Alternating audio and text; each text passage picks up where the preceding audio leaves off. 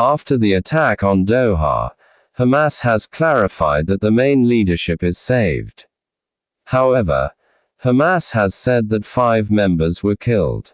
But fresh reports say that 14 people, including the head of negotiating team Khalil al-Hayya and 1 security member of Qatar, were killed.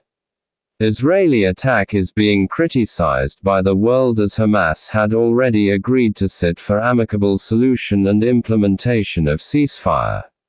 It proves the main aim of Israel itself is not the peace and ceasefire or truce.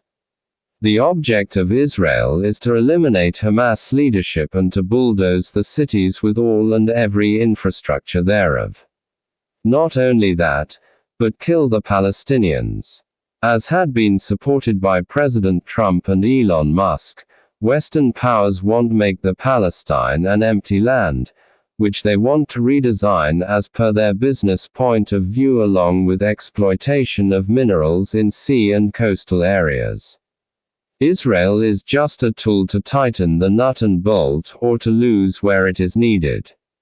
Israel's educational institutions are like where Jewish religious point of view is taught so as to plant generation by generation the mindset of Israeli people for the justification of imperialist capture of Palestine land and exploitation of resources.